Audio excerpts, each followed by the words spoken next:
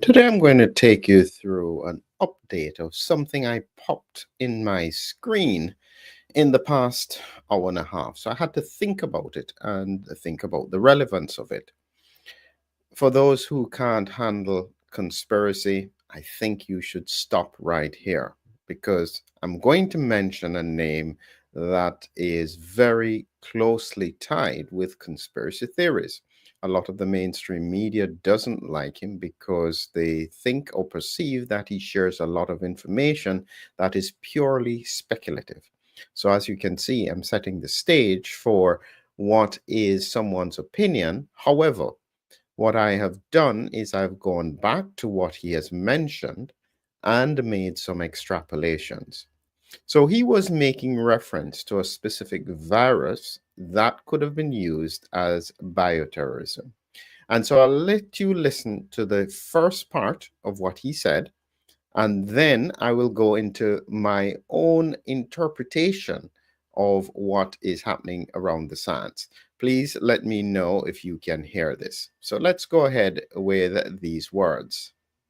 Of going, clearly they're not going to do it again. Well, bad news for everybody.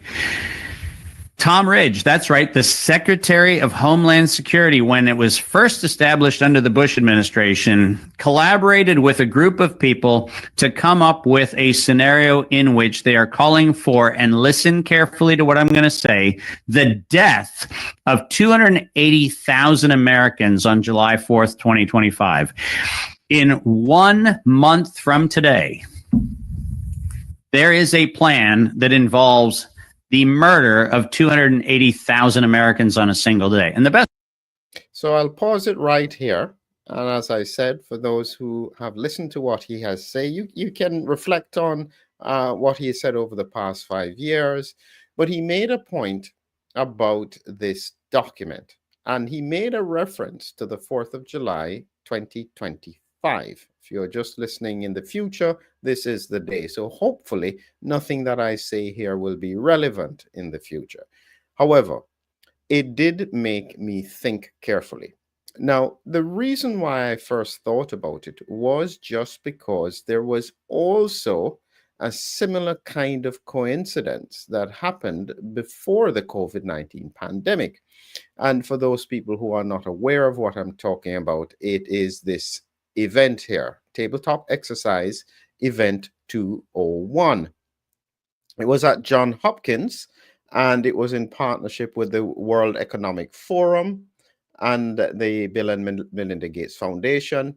And it took place on October 18th, 2019.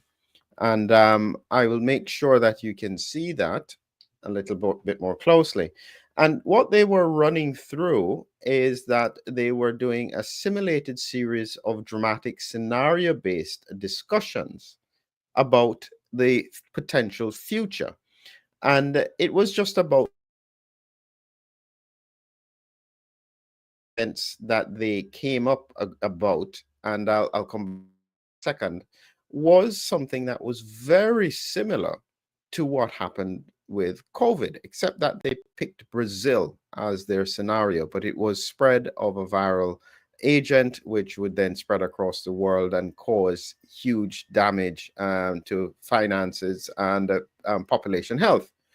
So it was purely coincidental that in October of 2019, they almost predicted what would happen in December of 2019. And that's not a conspiracy. It's just the fact that, coincidentally, they thought about it. Now, whether or not there was any correlation, we don't know. And for those people who still are not aware that we haven't really found the natural vector for COVID-19, and there are still questions about the origin, you'll understand why that question has some relevance. But let's not get into that. The mere point is that it seems coincidental that prior to one of the most significant events that could have happened in a century, there seemed to be an exercise or almost a discussion about it. And so this leads me back to what is concerning me now. So when we look at what he had mentioned there, is that he had mentioned this national blueprint for biodefense. First, look at the date, April of 2024. And he was highlighting that in April of 2024, again, they played out a scenario. Okay, so it's important to note that this is just a scenario. They were saying, what happens if? What would we do? They made lots of references to COVID, but interestingly, they made it in reference to the fact that there was nothing in there that mentioned about the origins outside of the fact that it was a zoonotic pandemic.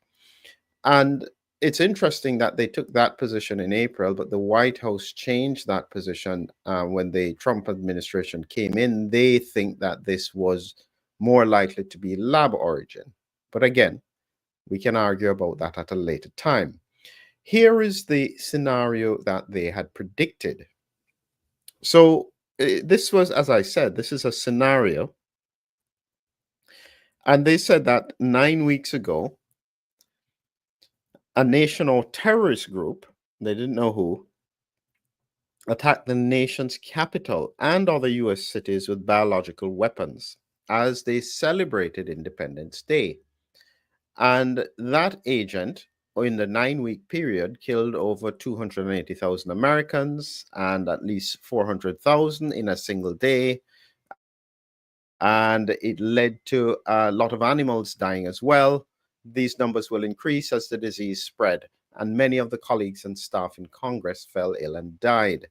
And then other nations were targeted.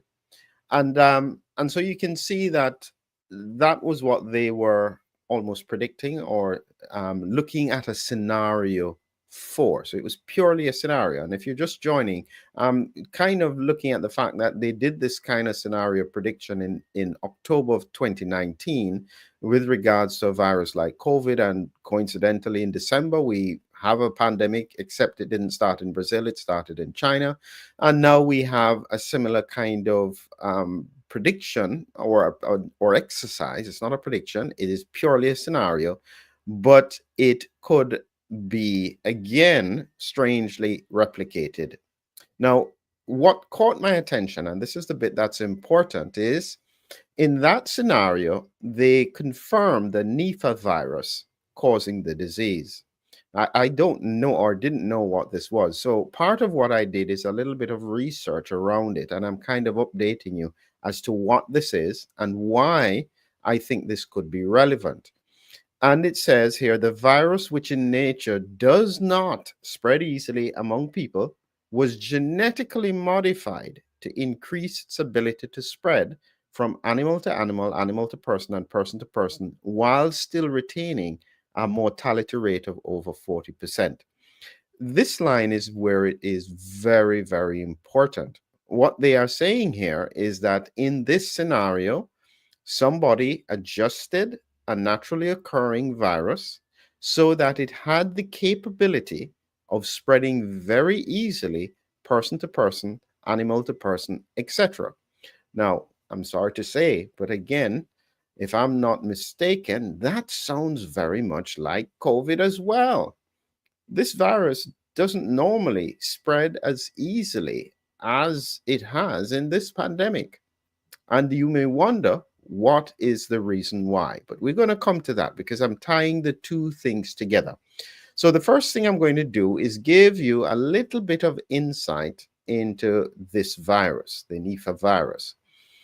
It is a deadly zoonotic virus, okay? Its origin is in fruit bats, which can then spread to pigs. And then if it infects pigs, it can then spread to humans.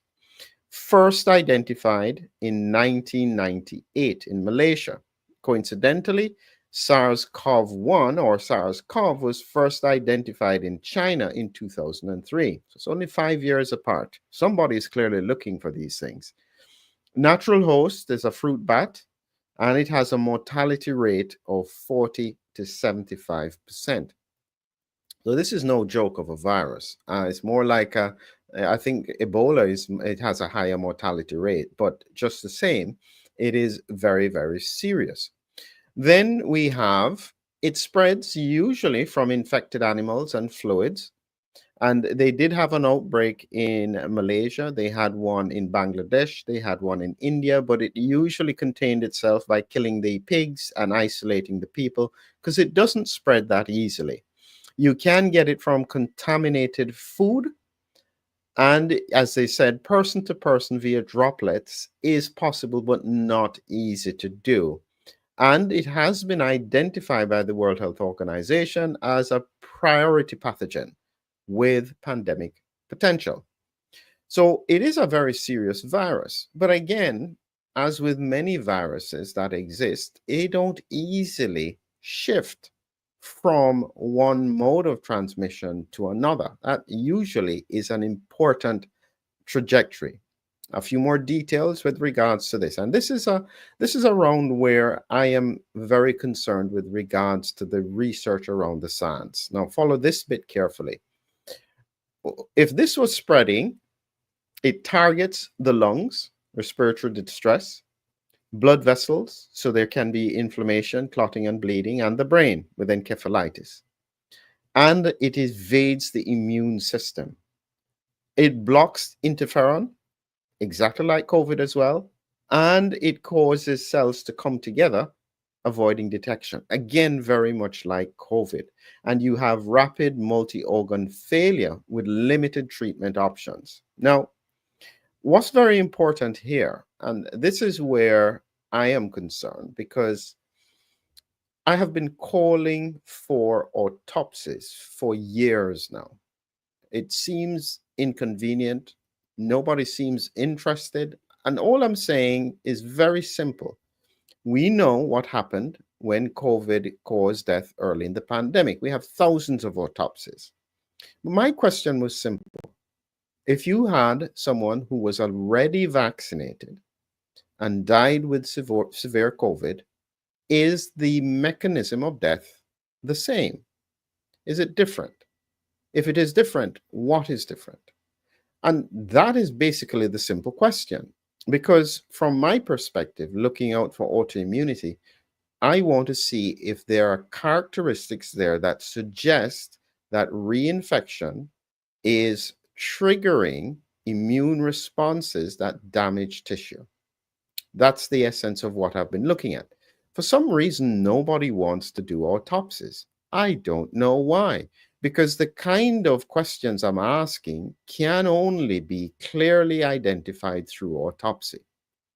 Now, my concern is that if there is even any chance of some virus that does something like what has been described here, targeting the lungs, blood vessels, the brain, this is exactly what I am looking for with COVID and reinfection and the links in terms of vaccination. So suddenly, if you have a new virus that comes along, how are we going to differentiate whether this could be COVID-related damage or this new virus? That's a big problem. So based on my extrapolation, it seems that we have a gap in research that has been pushed aside because the outcomes of the research could be inconvenient. It's kind of fitting like how they're destroying the data samples in Australia, or attempting to. Hopefully they will stop it. We need this data. We need to understand what happened. We need to be able to prepare for the future, especially with the disease. Here's the final point. Now, I will take you back, before I say this, I will take you back to what they said in the document here. And if you're just joining me, this is a Biodefense document preparing for a scenario that could involve the Nipah virus. And this virus, which in nature does not spread easily among people, was genetically modified to increase its ability to spread. This is what you have to note. We come back now to the pandemic and we look at what happened in the pandemic. Here is the reality. This is an example of the viral spike protein. And you can see the cut section of the virus here. The spike proteins on the top, the blue ones. In red here, these are the membrane proteins, envelope proteins in orange, and in blue, the nucleocapsid proteins. This is a kind of blown up view of the spike protein. This side here is where ACE2 will bind. This is embedded in the envelope of the virus. But this little out protrusion here is what we call a furin cleavage site. Now, it's very important to note that this is not normal on a human coronavirus. Okay? Let me rephrase that. Let me just say it again. The furin cleavage site is not present on human coronaviruses. On some, I think, bat coronaviruses, it can have it. But this furin cleavage site is exceptionally important in the infectivity of SARS-CoV-2. Without it, we wouldn't have had the pandemic occurring because of the method that it uses to spread and cause infection. So this furin cleavage site is critical. Now, it's just coincidental, again, that the furin cleavage site that is on this coronavirus happens to have a patent on it from a company that benefited from the pandemic. But remember, that is purely coincidental. It's a 1 in a trillion chance that it can happen naturally, but it doesn't matter. That was a coincidence, and you should not in any way think about this as being supporting the line of thinking that this could be lab made.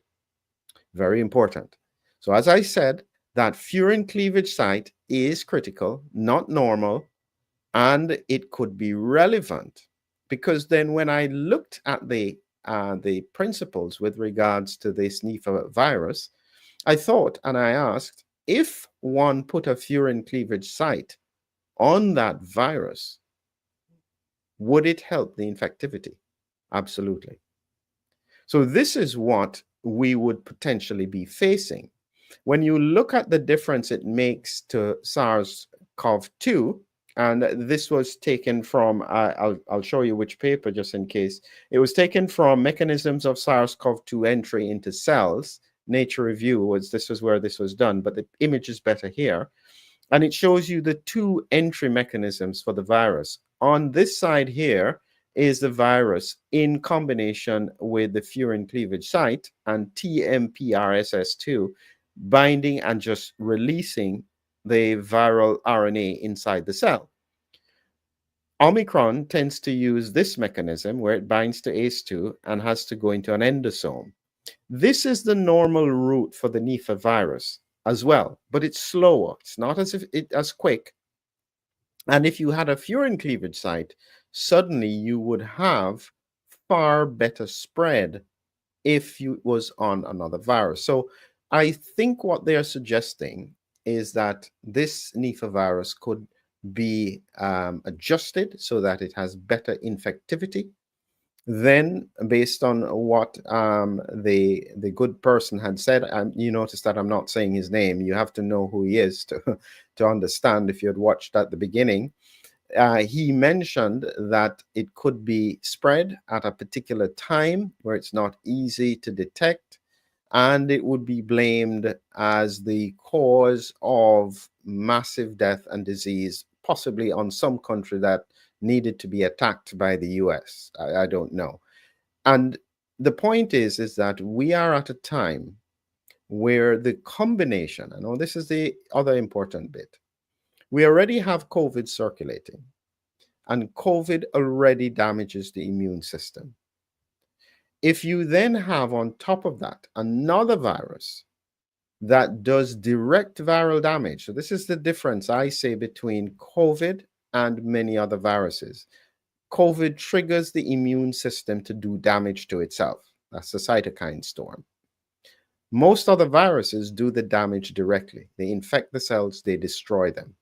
And so in that circumstance, you then have a situation where a virus that does direct damage could be spreading alongside COVID, which does immune damage. That's the perfect storm. I mean, at this point, I do wonder if anything is possible. And it may seem, and this is one of those times where you think to yourself, I hope that this kind of thinking isn't real, but it is possible based on what we have seen over the past 5 years. For those who have just joined us, this is from the National Blueprint for Biodefense, Immediate Action Needed Against Biological Threats. It talked about a scenario in this document which involved the death of a large number of people. As you can see, it's quite a large document. And this could be significant. And as a final point here, I will let you hear a little bit more from the man himself, and you can listen to a little bit more as to what he said. He was who clued me into this, so I'm appreciative that I got a chance to think about it. So let's hear what else he had to say. Best part of it is they're going to blame a foreign actor for it, except for a tiny little problem. Yeah, if you hop down to page 9 of that National Blueprint for Biodefense, Seth, and highlight the first major paragraph under the U.S. House of Representatives, let's go ahead, for the sake of everybody on here, make sure that we read it. We were attacked, and we don't know who did the attack, but the infectious agent they used killed 280,000 Americans and infected at least 400,000 throughout the country on a single day, in addition to 200,000 dead and 800,000 sickened animals. Now, if you scroll up for a moment, Seth, and keep going until I tell you to stop, just keep scrolling, scroll up, scroll up, scroll up. What you're going to find when you get to this page, oh, there you go. Look at ex officio members. If you look at the ex officio members of this particular committee, there are 2 names that I want to call your attention to: Gerald W. Parker and George Post. Those names are names that people should be familiar with, but they are not. These are veterinary scientists and gain-of-function scientists who have done an enormous amount of work in a variety of pathogens. George Post famously was very much involved in the Arizona contribution to the gain-of-function research that brought us COVID-19 and all of those kinds of things. So at this point, I paused. As I said, this gentleman is not very much appreciated in mainstream because the suspicion is that he spreads a lot of conspiracies. What he's talking about here is a real document, and it's clear that it is just a scenario. There is no evidence that it is necessarily going to happen. My concern is that any kind of situation that exacerbates what is going on already with COVID circulation could mask everything. You'll never be able to figure out what happened. So from my conspiratorial point of view, I am concerned that if another virus is introduced into this current situation, we will never have any clarity about what happened in the pandemic. The last chance is for us to get as many autopsies as possible. I have no idea how this can be done because there seems to be no interest from the scientific medical research community to understand at all what has happened so far and why so many people are still sick. Still a lot of work to do, but as I said, I keep you updated with the latest things, and you can make your own mind up as to what to believe. Have a good evening.